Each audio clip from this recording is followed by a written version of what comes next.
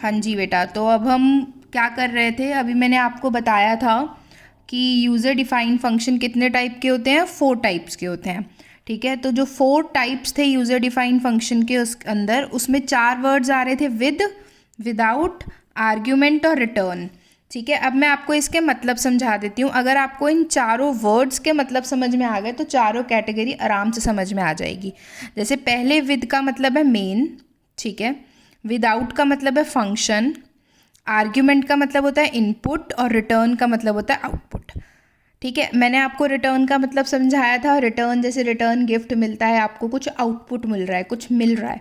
Argument का मतलब मैंने आपको बताया वेरिएबल्स, वेरिएबल्स क्या होंगे, इनपुट की तरह। विद का मतलब मेन होता है, विदाउट का मतलब फंक्शन होता है। ठीक है, जैसे पहली कैटेगरी हमारी क्या थी, विदाउट आर्ग्यूमेंट, विदाउट रिटर्न। ठीक है, अब इसमें देखो, विदाउट का मतलब मैंने आपको क्या बताया, फंक्शन। आर्ग्यूमेंट का मतलब मैंने आपको क्या बताया, इनपुट। तो विदाउट आर्ग्यूमेंट का मतलब क्या हो गया, ये लिखा मैंने। विदाउट आर्ग्यूमेंट का मतलब इनपुट एट फंक्शन, क्योंकि आर्ग्यूमेंट का मतलब क्या होता है, इनपुट। विदाउट का मतलब फंक्शन, तो input at function without argument का मतलब ये हो गया। ठीक है, नेक्स्ट क्या है, without argument, without return. Without return का मतलब, विदाउट मतलब फंक्शन और रिटर्न मतलब आउटपुट, तो विदाउट रिटर्न का मतलब हो गया आउटपुट एट फंक्शन। तो एक कैटेगरी कौन सी हुई, विदाउट आर्ग्यूमेंट, विदाउट रिटर्न, मतलब input at function, output at function. इसका मतलब कि जब फंक्शन की कैटेगरी की बात करते हैं तो वो ये बताता है कि इनपुट कहाँ मिलेगा, आउटपुट कहाँ मिलेगा, और कुछ नहीं। हर कैटेगरी के अकॉर्डिंग इनपुट और आउटपुट चेंज होगा। जैसे दूसरी कैटेगरी मान लीजिए, मैं दूसरी कैटेगरी लिखती हूँ, विद रिटर्न, विदाउट आर्ग्यूमेंट। ठीक है, दूसरी कैटेगरी मैंने लिखी विद रिटर्न, विदाउट आर्ग्यूमेंट। अब विद रिटर्न, विदाउट आर्ग्यूमेंट, ये रहा with return, without argument. Without argument का मतलब इनपुट तो फंक्शन में, पर आउटपुट कहाँ पर, मेन में। इसका क्या मतलब होता है, प्रोग्रामिंग में ज़्यादा क्लियर होगा, बट आप इतना याद रखिए कि इनपुट कहाँ होगा और आउटपुट कहाँ होगा। अब जैसे तीसरी कैटेगरी मान ली मैंने लिखी, तीसरी कैटेगरी जो थी वो थी विद रिटर्न, विद आर्ग्यूमेंट। ठीक है, with return, with argument. With return कहाँ है, ये रहा, विद रिटर्न, विद आर्ग्यूमेंट, मतलब output at main, input at main, मतलब आउटपुट भी मेन में, इनपुट भी मेन में। ठीक, चौथी कैटेगरी होगी हमारी विदाउट रिटर्न, विद आर्ग्यूमेंट, मतलब रिटर्न तो विदाउट है, ये रहा, आउटपुट तो फंक्शन में है, विद आर्ग्यूमेंट है, इनपुट मेन में है। तो ये चारों चीज़ें अगर आपको पता हैं तो कोई दिक्कत नहीं है। विद रिटर्न, देखो इसी टेबल से 4 कैटेगरी बन जाएंगी, with return, with argument, with return, without argument, without return, with argument, without return, without argument. बस पता होना चाहिए किसका मतलब क्या होता है और आपका इनपुट और आउटपुट उसी हिसाब से डिसाइड होगा। ठीक है, ये तो सिर्फ मैंने आपको बताया कि चारों कैटेगरीज में किस किस का क्या मतलब है। ठीक है, अब मैं आपको क्या करा रही हूँ, एक प्रोग्राम करा रही हूँ चारों कैटेगरी से, वो मैं आपको प्रोग्राम कराऊंगी। ठीक है, अच्छा, पर प्रोग्राम कराने से पहले मैं आपको ये बता दूँ कि मैंने आपको ये बताया था कि 3 पार्ट्स होते हैं फंक्शन के। ठीक है, पहला पार्ट जो होता है फंक्शन का वो होता है फंक्शन डिक्लेरेशन। तो फंक्शन डिक्लेरेशन में मैं आपको बताना चाहूँगी कि हम फंक्शन की डिक्लेरेशन को लिखेंगे कैसे। फंक्शन डिक्लेरेशन हम कैसे लिखेंगे, जैसे कि सबसे पहले आप लिखते हो रिटर्न टाइप। ठीक है, रिटर्न टाइप लिखने के बाद स्पेस, स्पेस के बाद आता है फंक्शन का नाम और ब्रैकेट में आते हैं आर्ग्यूमेंट्स। ठीक है, ये फंक्शन डिक्लेरेशन का सिंटेक्स है। ठीक है, अगर रिटर्न यस है, मतलब अगर रिटर्न है तो डेटा टाइप आ जाएगा कि किस टाइप का रिटर्न है। ठीक है, अगर रिटर्न है नो तो लिखा जाता है, नहीं है रिटर्न तो लिखा जाता है वॉइड। वॉइड का मतलब होता है एम्प्टी, कि कोई रिटर्न नहीं है। ठीक है। आर्ग्यूमेंट का मतलब होता है इनपुट। ठीक है। यहाँ पर फंक्शन डिक्लेरेशन में आर्ग्यूमेंट इनपुट में लिखा जाएगा सिर्फ डेटा टाइप उसका। बात समझ में आई? दूसरा पार्ट जो होता है फंक्शन डिक्लेरेशन के बाद आता है फंक्शन कॉलिंग।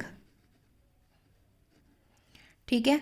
फंक्शन कॉलिंग कैसे लिखा जाता है? पहले लिखते हैं फंक्शन का नाम और फिर आते हैं आर्ग्यूमेंट। हर जगह सेम ही होता है, बस थोड़ा बहुत डिफरेंस है। फंक्शन का नाम, आर्ग्यूमेंट। यहाँ पे आर्ग्यूमेंट का लिखा जाता है, यहाँ लिखा जाता था डेटा टाइप, यहाँ लिखा जाता है नाम। आर्ग्यूमेंट मतलब वेरिएबल का नाम। ठीक है। इक्वल टू लगा के यहाँ आता है वेरिएबल।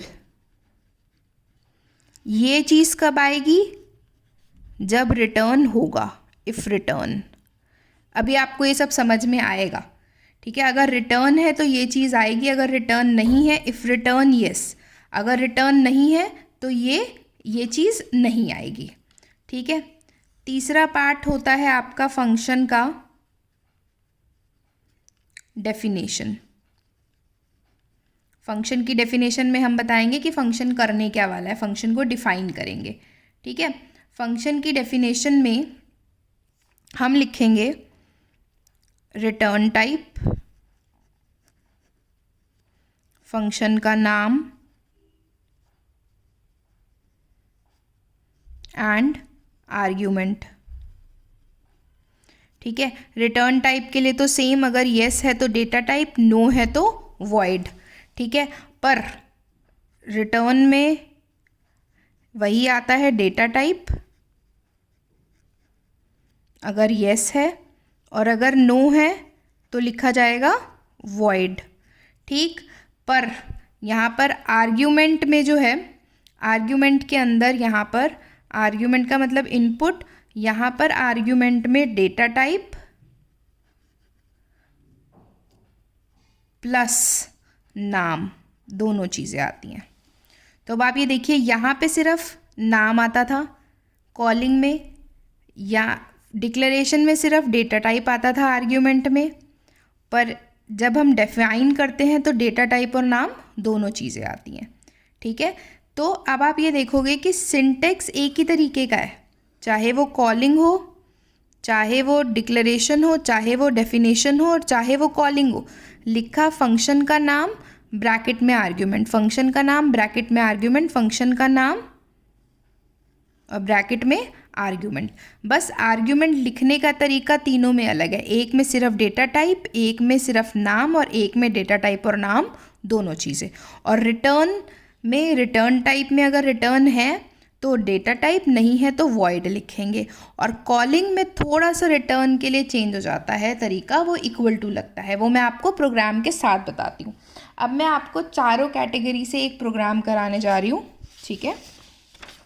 अब आपको याद हो, आपने सबसे पहला प्रोग्राम करा था write a program to find sum of two numbers. ठीक है। अभी तक ये नॉर्मल प्रोग्रामिंग तो आपने करी थी, पर मैंने आगे लिख दिया sum of two numbers using function. जो भी आपके नॉर्मल प्रोग्राम हुए हैं ना अब तक, जितने भी आपके नॉर्मल प्रोग्रामिंग हुई है, वो सारी प्रोग्रामिंग यूजिंग फंक्शन भी आ सकती है। तो ये है कि write a program to find a sum of two numbers using function with all category. मैंने दे दिया क्वेश्चन में कि सारी कैटेगरी से करिए। ठीक है। तो अच्छा, एक बात और मैं आपको यहाँ ये बात बताना भूल गई कि जो पहली, जैसे ये 4 कैटेगरीज थी, इन 4 कैटेगरी में जो सबसे इजी कैटेगरी होती है विदाउट वाली, without argument, without return. Try to use this. अगर देखो क्वेश्चन पेपर में ज़्यादातर क्वेश्चन सिर्फ इतना आता है कि write a program to find a sum of two number using function, category mention नहीं होती है। ठीक है। अगर कैटेगरी मेंशन नहीं है तो आपको कौन सी कैटेगरी यूज़ करनी है? विदाउट वाली। सबसे इजी वही होती है, वही कैटेगरी यूज़ करिएगा, उसमें गलती होने के चांसेस कम होते हैं। पर अगर इनके इस कैटेगरी मेंशन है तब तो आपको उसी से करना पड़ेगा, फिर आपके पास कोई चॉइस नहीं बचती। ठीक है जी। तो अब मैं आपको ये क्वेश्चन चारों कैटेगरी से करके दिखाती हूँ। सबसे पहले मैं कैटेगरी जो जिससे करके दिखा रही हूँ वो कैटेगरी में सबसे इजी वाली करके दिखा रही हूँ, that is without argument without return. चारों कैटेगरी से एक एक करके करेंगे programming without argument without return. ठीक है। हैश इंक्लूड stdio.h, ये तो आप लिखते ही लिखते थे अब तक। ठीक है। अब आपको इसके बाद आपको याद हो जो मैंने स्ट्रक्चर की प्रोग्रामिंग कराई थी, तो स्ट्रक्चर में भी बोली थी ये चीज़ और यहाँ पे भी यही चीज़ बोल रही हूँ। मेन से पहले हम करेंगे फंक्शन का डिक्लेरेशन। जैसे स्ट्रक्चर को वहाँ करते थे ऐसे ही यहाँ पर डिक्लेरेशन। अच्छा, पहले हमें इस क्वेश्चन में ये देखना है कि हाउ मेनी इनपुट्स और आउटपुट। आपको इनपुट और आउटपुट पे ही सब कुछ ध्यान देना होता है। कितने इनपुट होंगे इसके अंदर? दो नंबर लेने हैं यूज़र से और आउटपुट कितने मिलेगा? 1। ठीक है। तो without argument without return, without argument without return का मतलब इनपुट भी मेन में और आउटपुट भी, sorry input at function, sorry input at function, output at function, क्योंकि विदाउट का मतलब फंक्शन और आर्ग्यूमेंट का मतलब इनपुट, विदाउट का मतलब फंक्शन, रिटर्न का मतलब आउटपुट। तो इनपुट भी फंक्शन में, आउटपुट भी फंक्शन में। तो हम सबसे पहला फंक्शन के 3 पार्ट होते हैं। सबसे पहला पार्ट हम यहाँ लिखेंगे that is function declaration. Function declaration कैसे लिखने को बताया कि अगर रिटर्न नहीं है तो क्या लिखते हैं? वॉइड, क्योंकि रिटर्न नहीं था। वॉइड, फंक्शन का नाम मैंने रखा सम, आपकी मर्जी, आप फंक्शन का नाम कुछ भी रख सकते हो, ऐड रख लो, एडिशन रख लो, कुछ भी रखो। ठीक है। और कितने इनपुट होंगे? 2। दोनों इनपुट मैंने लिए इंट इंट, इस तरीके से। ये क्या है? फंक्शन का डिक्लेरेशन। मैंने आपको अभी बताया था कि डिक्लेयर करते वक्त हम क्या लिखते हैं, दोबारा देख लीजिए। डिक्लेयर करते वक्त हम लिखते हैं रिटर्न टाइप, तो कोई रिटर्न नहीं था तो वॉइड लिखा, फंक्शन का नाम लिखा ऐड, और आर्ग्यूमेंट, आर्ग्यूमेंट में क्या लिखते हैं? सिर्फ डेटा टाइप। कितने आर्ग्यूमेंट? 2। दोनों किस टाइप के? इंट। तो मैंने क्या लिख दिया? Int comma int. ये फंक्शन की डिक्लेरेशन हो गई। अब आते हैं हम अपने मेन पर, मेन लिखेंगे। ठीक है। अच्छा, कुछ बच्चे ऐसे होंगे जिन्होंने पहले से प्रोग्रामिंग पढ़ी हुई है, तो वो ये कहेंगे कि हम यहीं पे फंक्शन को डिफ़ाइन कर दें, कर सकते हैं, कोई प्रॉब्लम नहीं है। ठीक है। अब हम लिखेंगे मेन। मेन में हमें ये देखना है कि हमें ये प्रोग्रामिंग में, देखो जब भी हमारा विदाउट विदाउट होता है ना, जैसे यहाँ पे विदाउट विदाउट है ये, तो इनपुट भी फंक्शन में लेना है और आउटपुट भी फंक्शन में लेना है। तो मेन में तो कोई काम नहीं करना, मेन में कोई काम नहीं करना। तो मेन में क्या होगा? यहाँ पर मेन में होगी सिर्फ कॉलिंग। मैंने आपको अभी लेक्चर में बताया था इससे पहले कि जो भी फंक्शन को कॉल करना होता है वो कौन कॉल करता है? मेन, हमेशा मेन कॉल करेगा। ठीक है। तो मेन में मैंने क्या करा? सम लिखा, आगे ब्रैकेट और सेमीकोलन। ठीक है जी, ये बात समझ में आई?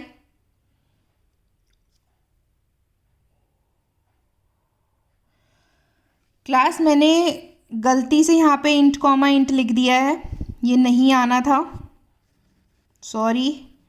यहाँ पर सेमीकोलन आना था। ये विदाउट विदाउट है ना, तो विदाउट विदाउट का मतलब होता है कि रिटर्न टाइप भी नहीं है और आर्ग्यूमेंट भी नहीं है। ठीक है। जब मैंने आपको फंक्शन, सॉरी गाइस, जब मैंने आपको फंक्शन डिक्लेरेशन बताया था, तो फंक्शन डिक्लेरेशन में रिटर्न टाइप, फंक्शन का नाम और आर्ग्यूमेंट, अगर रिटर्न टाइप है तो ये, नहीं है तो वॉइड, और आर्ग्यूमेंट का मतलब इनपुट मतलब डेटा टाइप।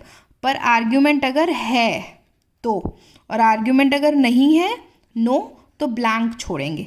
ऐसे ही यहाँ पर अगर आर्ग्यूमेंट नहीं है तो ब्लैंक छोड़ना है, यस, और अगर नो तो ब्लैंक छोड़ेंगे। ठीक है। ऐसे ही यहाँ पर अगर आर्ग्यूमेंट है तो ठीक है, मतलब यस है, अगर आर्ग्यूमेंट नहीं है तो ब्लैंक। सॉरी गाइज, ये बात पीछे स्किप हो गई मेरे माइंड से। ठीक है जी। तो आपने क्या करा है? विदाउट विदाउट है, मतलब रिटर्न भी नहीं है, तो इसलिए वॉइड लिख दिया। आर्ग्यूमेंट भी नहीं है इसलिए ब्रैकेट खाली रहेगा।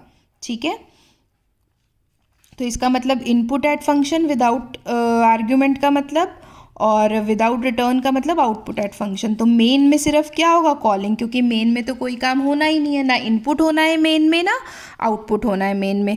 तो मैंने लिखा सिर्फ सम। देखो ये क्या है, कॉलिंग। अब आप कॉलिंग का सिंटेक्स देखिए एक बार। कॉलिंग में मैंने आपको क्या बताया था, अगर रिटर्न टाइप होगा तब ये चीज़ आएगी, तो रिटर्न टाइप तो है नहीं, तो फंक्शन का नाम लिखा और आगे आर्ग्यूमेंट। अब आर्ग्यूमेंट भी नहीं है, अगर आर्ग्यूमेंट नहीं है तो क्या लिखेंगे, खाली। ठीक है, तो इसलिए मैंने सिर्फ फंक्शन का नाम लिखा और कॉल कर दिया, आर्ग्यूमेंट भी नहीं आएंगे और आगे रिटर्न टाइप भी नहीं आएगा। इतनी बात क्लियर हुई, मेन में फंक्शन कॉल हो गया। अब इसके बाद अब आता है फंक्शन की डेफिनेशन। फंक्शन की डेफिनेशन का सिंटेक्स क्या होता है, देखिए ध्यान से। रिटर्न टाइप, फंक्शन का नाम और आर्ग्यूमेंट। अगर आर्ग्यूमेंट होंगे तो, और रिटर्न टाइप होगा तो, नहीं तो फंक्शन का नाम तो आना ही आना है। तो रिटर्न टाइप नहीं है तो रिटर्न टाइप नहीं होता तो क्या लिखते हैं, वॉइड। वॉइड के बाद क्या लिखेंगे, फंक्शन का नाम सम, और आगे ब्रैकेट्स रहेंगे खाली, सम। अब इनपुट एट फंक्शन और आउटपुट एट फंक्शन, नॉर्मल जो आपने सम की प्रोग्रामिंग करी थी वो सिंपल यहाँ लिख दो। क्या लिखेंगे, इंट ए बी। ठीक है, एक और वेरिएबल लेना पड़ेगा, इंट सी। मैंने ऊपर लिखना भूल गई थी इसीलिए कटिंग हो जाती। आप लिखेंगे printf, enter two values, scanf, percentile D, ampersand A, ampersand B, C equal to A plus B, printf percentile D comma C. अब आप ये देखो कि ये एक फंक्शन, ये फंक्शन की डेफिनेशन है, ये एक फंक्शन की डेफिनेशन है। इस फंक्शन की डेफिनेशन में इनपुट ये रहा और आउटपुट ये रहा। तो input at function, output at function, तो इनपुट भी यहीं पर हो गया, आउटपुट भी यहीं पर हो गया। ठीक है, सिर्फ मेन में क्या हुई, कॉलिंग, और ये है कॉलिंग, ये है डिक्लेरेशन, ये है डेफिनेशन, तीनों पार्ट्स आएंगे फंक्शन के। अब देखो इसको ड्राई रन कैसे करेंगे। देखो सबसे पहले हमारा कंपाइलर कहाँ आता है, मेन पर। अच्छा एक चीज़ और, यहाँ मैंने मेन के आगे कुछ नहीं लिखा। मेन भी एक फंक्शन है, इसका रिटर्न टाइप अगर कुछ नहीं होता तो बाय डिफ़ॉल्ट रिटर्न टाइप जो होता है वो इंट होता है। ठीक है, हम अगर मेन के आगे कुछ नहीं लिखते हैं तो बाय डिफ़ॉल्ट इसका रिटर्न टाइप क्या होता है, इंट होता है। ठीक है, अभी इसके बारे में हम बाद में बात करेंगे, फिलहाल मैंने आपको बता दी ये चीज़। देखो कंपाइलर कहाँ से प्रोग्राम चलाना शुरू करता है, मेन से। जैसे ही कंपाइलर मेन पर आया उसने देखा सम, उसने देखा कि ये तो एक फंक्शन है, क्योंकि आगे ब्रैकेट लगा है तो देखेगा कि ये फंक्शन लाइब्रेरी में है, तो लाइब्रेरी में देखने के लिए फंक्शन देखेगा, लाइब्रेरी में तो ये फंक्शन है नहीं, इसका मतलब ये फंक्शन डिफ़ाइन होगा। डिफ़ाइन होने से पहले वो देखेगा क्या इसकी डिक्लेरेशन हुई है। इसकी डिक्लेरेशन से कंपाइलर को पता चलेगा कि ये विदाउट आर्ग्यूमेंट है क्योंकि इसके ब्रैकेट खाली हैं, और ये विदाउट रिटर्न है क्योंकि वॉइड है। फिर ये इसके बाद इसकी डेफिनेशन पे जाएगा। डेफिनेशन में इनपुट यहीं पे हो रहा है, इनपुट लिया, ऐड किया, आउटपुट भी यहीं पे, फिर उसके बाद वापस फिर से यहाँ जाता है। देखो मैं मान लीजिए यहाँ पे लिखती हूँ एक प्रिंटफ एंड, इसका आउटपुट क्या आएगा देखते हैं। सबसे पहले कंपाइलर कहाँ आया, मेन पर। मेन पे आके उसने कौन सा क्या देखा, सम देखा कि ये एक फंक्शन है, इसकी डिक्लेरेशन है ये रही। क्या इसकी डेफिनेशन है, ये रही। डेफिनेशन में दो वैल्यूज़ ली उसने, मान लीजिए यूज़र ने डाला 5 और 6। ठीक है, 5 और 6 डाला, 5 और 6 11। आउटपुट क्या प्रिंट हो जाएगा, 11। 11 प्रिंट करते ही वापस मेन पे जाएगा। कहाँ पर जाएगा, इसकी कॉलिंग के नेक्स्ट स्टेप पे। नेक्स्ट स्टेप पे क्या लिखा है, एंड, तो ये आपका आउटपुट आएगा। ठीक है जी, तो इसका मतलब कि जैसे ही मेन से कोई फंक्शन कॉल होता है तो पहले ये उस तक जाता है, फिर उसके बाद वापस दोबारा से इसके नेक्स्ट स्टेटमेंट पे जाता है। तो ये थी इसकी पहली कैटेगरी। अब हम इसकी आगे की 3 कैटेगरी करेंगे नेक्स्ट लेक्चर में। पहले आप इस कैटेगरी पे ध्यान दीजिए। अच्छा एक चीज़ आपने ध्यान दी कि मैंने पूरा सम का लॉजिक फंक्शन में लिख दिया। तो इसका मतलब अगर आपको कोई भी प्रोग्राम विदाउट बनाना है ना, तो कोई टेंशन की ज़रूरत नहीं है। आप विदाउट के अंदर सिर्फ मेन में करो कॉल ऐसे, और पूरा लॉजिक यहाँ लिख दो उठा के। तो पहली कैटेगरी तो बहुत ईजी है। अब हम दूसरी, तीसरी, चौथी कैटेगरी पढ़ेंगे कल के लेक्चर में। Thank you.